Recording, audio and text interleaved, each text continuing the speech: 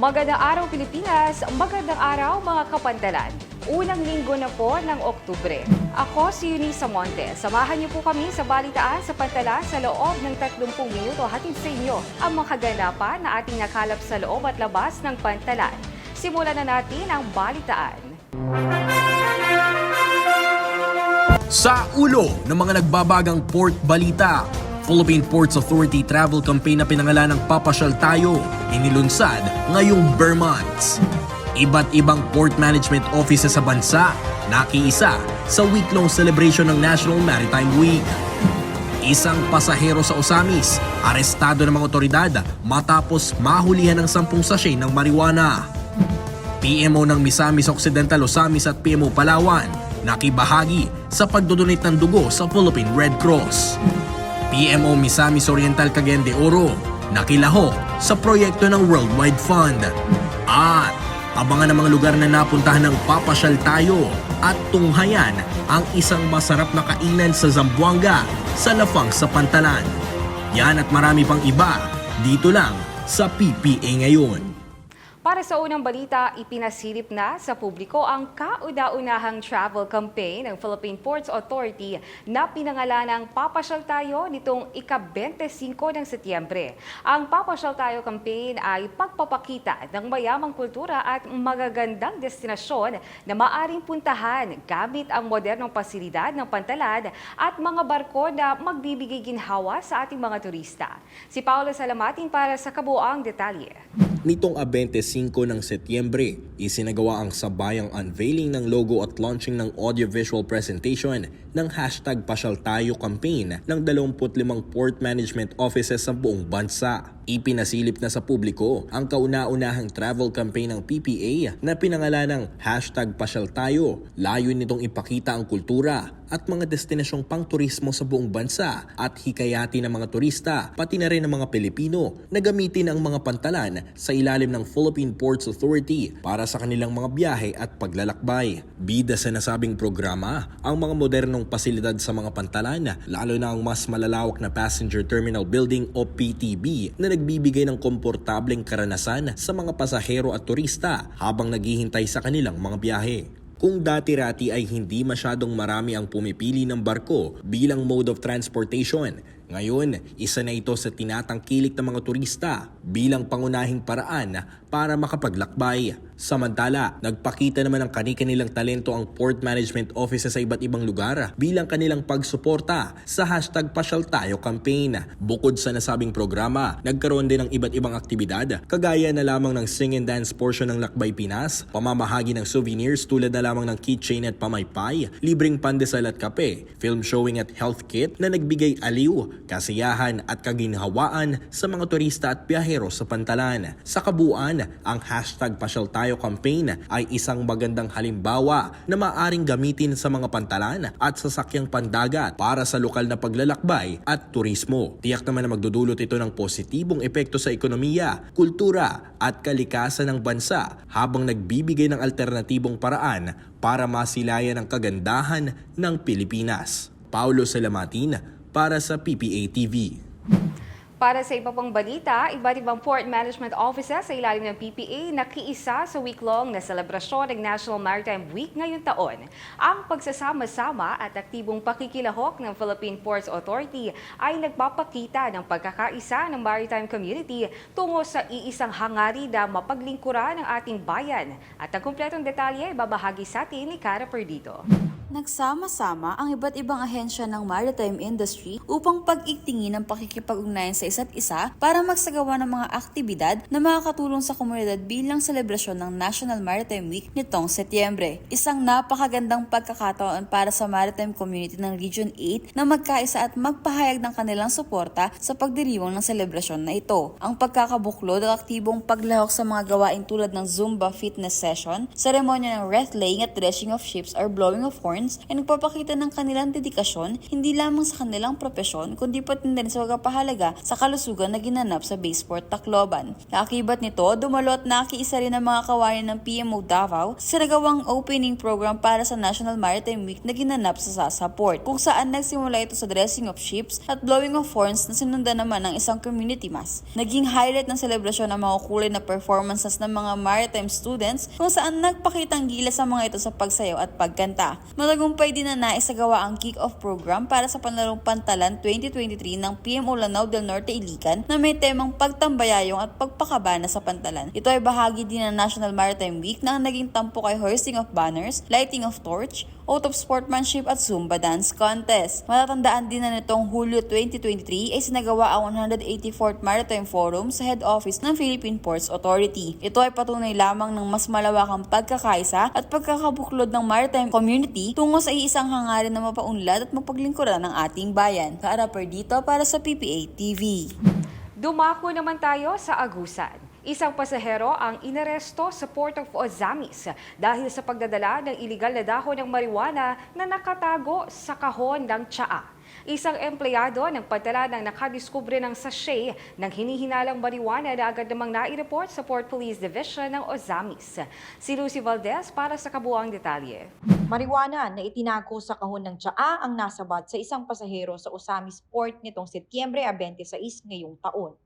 Nagsagawa ng inventory of evidence na ginawa mismo sa loob ng Ro-Ro vessel at nakumpiska ng mga otoridad ang 10 sachet ng tuyong dahon ng marijuana. Ang pag-aresto ay bunsod ng sumbong mula sa isang empleyado ng pantalan na nakadiskubre ng sachet na naglalaman ng ilegal na droga sa daanan ng pasahero ng pantalan kung saan nagsagawa ng investigasyon ang mga otoridad.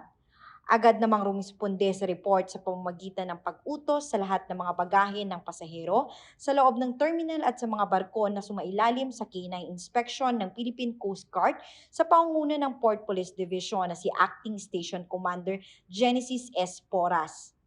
Isang narcotic detection dog o NDD ang nagpahiwatig ng positibong tugon na may laman na ilegal na droga ang isa sa mga bag na sakay ng Ro-Ro vessel na kalaunan ay napag-alaman na pagmamay-ari ito ng isang pasahero. Matapos siyang arestuhin, ipinaalam sa pasahero ang kanyang mga karapatan at binasahan ng Miranda Doctrine at agad itong dinala sa pinakamalapit na presinto ng Philippine National Police o PNP. Ang pasahero ay nahaharap ngayon sa mga kasong paglabag sa RA 9165 na kinilala rin bilang Comprehensive Dangerous Drugs Act. Lucy Valdez para sa PPA TV. Tutukan ng iba pang may init na balitang pampantala sa aming pagbabalik.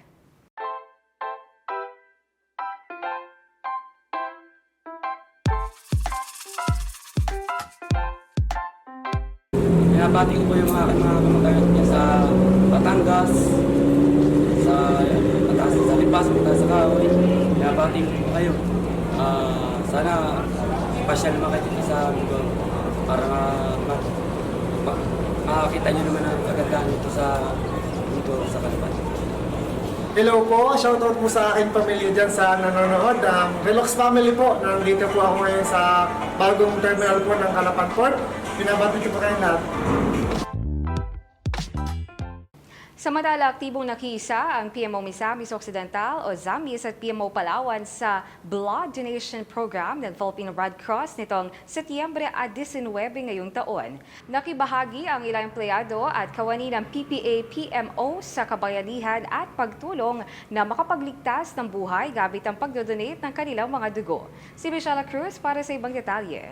Nagpamalas ng kagandahang loob ang ilang empleyado at security personnel ng PMO Misamis Occidental o Zamis sa pamamagitan ng kanilang voluntaryong pagdodonate ng dugo sa Philippine Red Cross o Zamis Chapter. Ipinakita ng Philippine Ports Authority PMO Misamis Occidental o Zamis ang kanilang patuloy na suporta sa Philippine Red Cross sa pamamagitan ng aktibong pakikiisa sa mobile blood donation activity na ginanap nitong Setyembre 19, 2023 sa Barangay Baybay, Triunfo, Ozamis City kung saan matatagpuan ang Port of Ozamis. Bilang pagkilala sa kanilang kabayanihan at pagtulong sa pagliligtas ng buhay, sila ay binigyan ng donor scorecard na nagpapatunay ng isang magandang halimbawa ng pagkakaisa at pagtutulungan sa komunidad para sa lahat. Samantala, kasabay din ng imbitasyon ng pamahalaang lungsod ng Puerto Princesa sa pakikipagtulungan ng Philippine Red Cross Palawan Chapter na pinamumunuan ni Engineer Marlon Sendaydego, ESD Manager at Pantalan President Alan Aborot, mga empleyado ng PMO Palawan, parehong regular at mga contract of service ay nagkasundo na mag-donate ng dugo sa bloodletting activity na ginanap sa SM Event Center. Ang partisipasyon sa nasabing bloodletting activity ay mahalagang hakbang para sa kalusugan ng komunidad na nasasakupan ng Pantalan at isa lamang itong patunay na ang mga kawani at empleyado ng Philippine Ports Authority ay nakikiisa at nakikibahagi sa kabutihan para sa iba.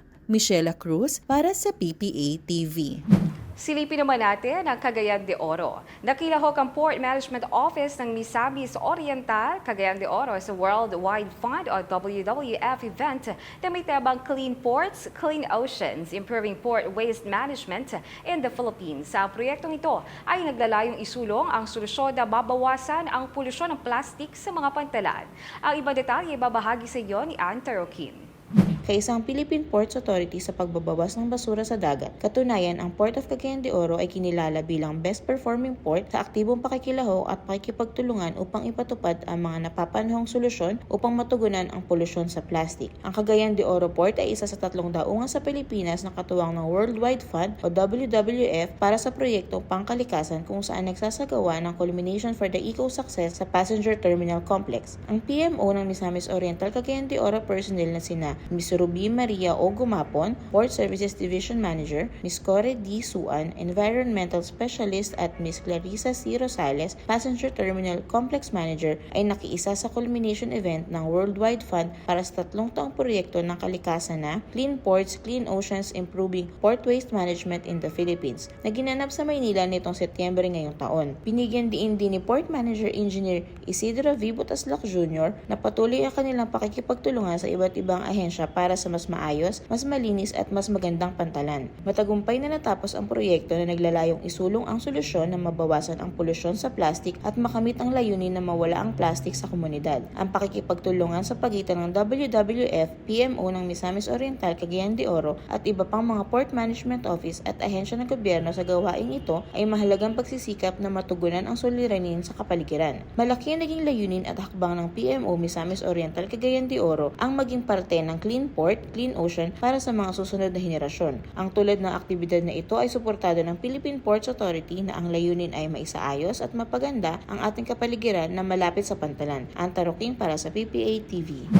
Gusto niyo bang pumasyal malapit sa Pantalan o malaman ang masasarap na kainan habang hinihintay ang inyong biyahe? Tara na at silipin natin ang natatanging ganda ng Zamboanga at puntahan ang masarap na kainan na malapit sa Pantalan. Ano nga ba ang mga must-try na kakanin sa Zamboanga? Abangan ang lahat ng yan sa ating pagbabalik. What's the popping word, mga pops? Alam niyo ba kung ano ang pier? First, let's spell it out. One word, P-I-E-R, pier. Ang pier ay anumang estruktura na itinayo sa dagat ngunit hindi parallel sa baybayin at kasama ang anumang stage, stair loading place, landing stair, jetty floating barge sa pontoon at anumang tulay o ibang mga gawa na konektado doon. Pier. That's what's popping! Hi there mga kapantalan! Welcome to the newest episode ng Pasyal Tayo. Bare months na mga kapantalan, kaya naman itutour ko kayo kung saan nga ba ang magandang pasyalan na malapit sa Pantalan. At ang ating destinasyon, walang iba kundi Zamboanga.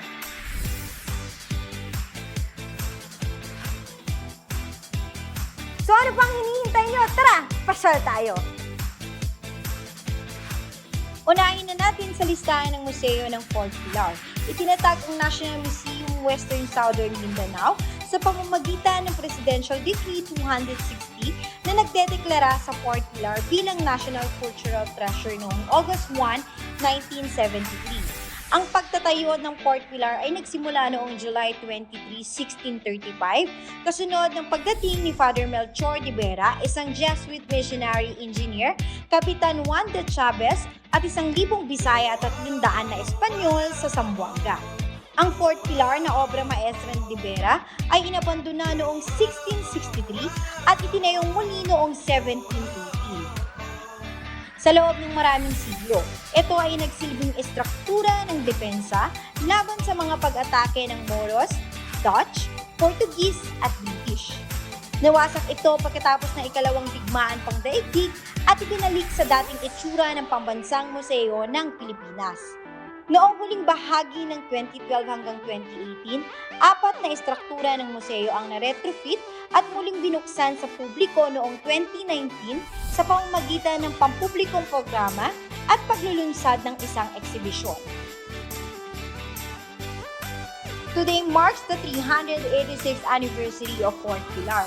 Ang kulay abong batong pader ng fort ay ang pinakalumang paalala ng presensya ng mga Espanyol at nagpapakita ng pagkakatatag ng maagang kasaysayan ng Zamboanga.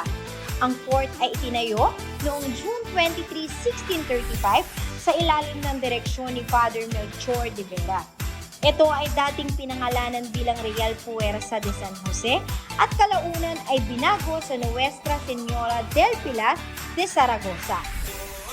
Noong 1860, inutos ng Espanyol Jesuita ang sealing of the ports upang maitatag ang Fort Pilar Shrine. Idineklara ang Fort Pilar bilang National Cultural Treasure sa pamamagitan ng Presidential Decree 260 noong August 1, 1973 at pagkatapos ay naging pasilidad ng museo ng National Museum na ngayon ay pinangalan ng National Museum Western Southern Mindanao. Para sa huling bahagi ng ating pamamasyal sa Zamboanga, matatagpuan ang Paseo del Mar malapit sa historical landmark at National Museum na kilala rin bilang Fort Pilar. Sikat ang Paseo del Mar sa ilang mga restaurant, cafe at entertainment. May 8 arko na pasukan kung saan mayroong 24 oras na nagbabantay dito at isa rin itong tourist spot na binibisita ng mga lokal at turista. Ang Paseo del Mar ay katulad ng paglalakad sa Manila Bay na may magandang pasyalan at tambayan habang nanonood ng sunset. Ito ay perfect spot na may magandang tanawin at masarap na pagkain kung saan maaari kang maglakad ng dahan-dahan sa kahabaan ng promenade. Sa gabi, ang Paseo del Mar ay naiilawan ng mga pinalamutian na lamp at mas buhay na kapaligiran na may dancing fountain at mga food stall at live entertainment. Malapit din ang Paseo del Mar sa Santa Cruz Island Ferry kung saan pwedeng sumakay papuntang Santa Cruz Island para makita ang sikat na Pink Beach ng Zamboanga. Yan ang ilan lamang sa mga pasyalan na malapit sa pantalan ng Zamboanga na pwede niyong puntahan. Hanggang sa susunod na episode, ako po si Lucy Valdez, ang inyong kasama sa galaan at kwentuhan dito lang sa Pasyal Tayo sa Pantalan.